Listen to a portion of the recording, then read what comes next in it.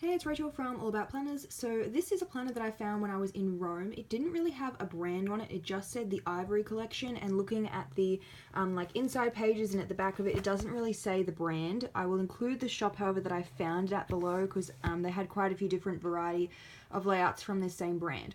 So, I know this planner has expired, it's dated for 2018, however the inside layout is different to the usual, vertical, horizontal, kind of boring, done so many times over layouts. So I did still want to show you guys what it looks like.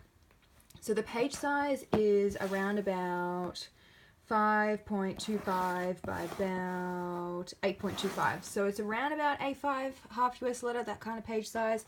It has sewn binding. It's very thin, as you can see. It's probably only half a centimeter thick, and it weighs like nothing, like literally weighs nothing. You could put that in your handbag and not even notice it's in there. So the paper is not the best quality, which is probably why it's so thin. As you can see, there is already like ghosting on the back side of the page from just the printing. So for sure, when you write in this with pens, it's going to have ghosting. But it was pretty cheap and it was on clearance. So I mean, for the price that I paid, can't really complain.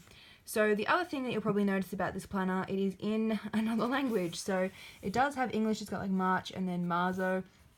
And the days are in different language as well, which does kind of take up some space.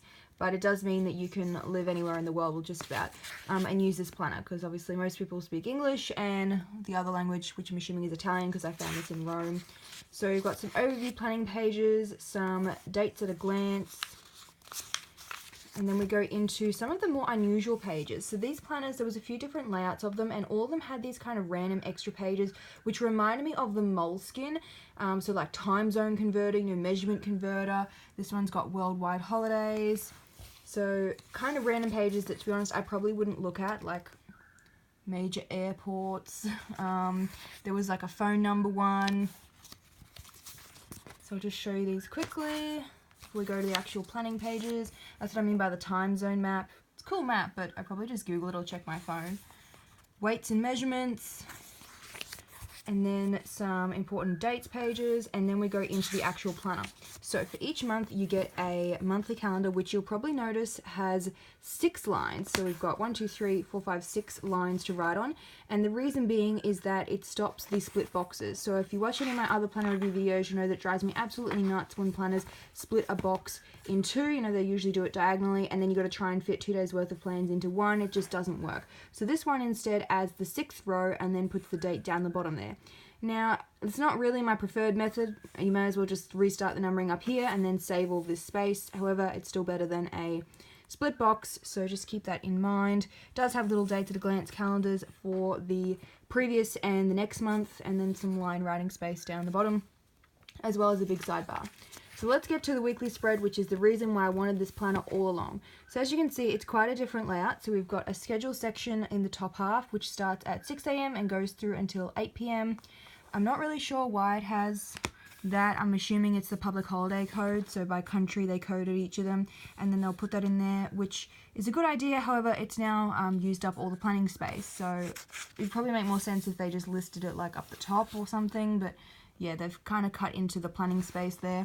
And same thing with the 2 different languages.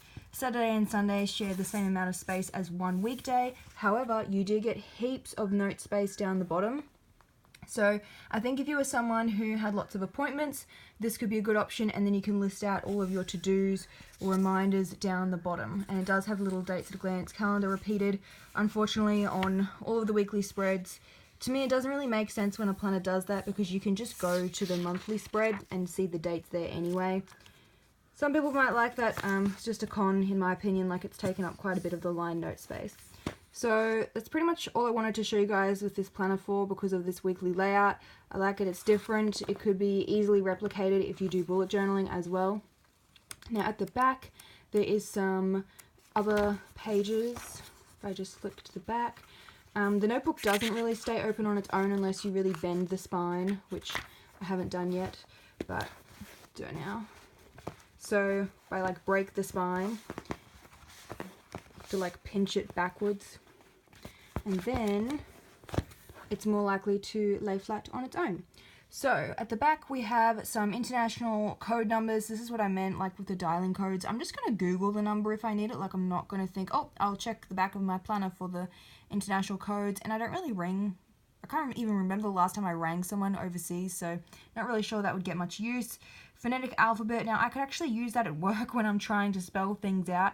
Maybe I should take a photo of that and then print it out. And then we've got some address book pages, which you could just turn into list space because I've already drawn a column. It'd make a really good 2-column to-do list. And then if we keep going to the back, we have a pocket folder, which is quite roomy. And then that's it for the planner. It does have the elastic band to keep it closed. I just took it off to make it easier to film this review. So my first impression of this planner was that it reminded me a lot of the Moleskine. So if you can't get the Moleskine where you are, I know they were all over Europe, but if you wanted another alternative to that, then you could try this one. I'll include the name of the shop where I got it from, and I'll try and hunt down the brand because it just said the Ivory Collection on the front of the planner. Anyway, hope this gave you an idea if you want to do bullet journaling or make your own printables, or just to have a snoop at some other planner layouts that are out there. Don't forget to subscribe. I usually post a couple of planner review videos each week.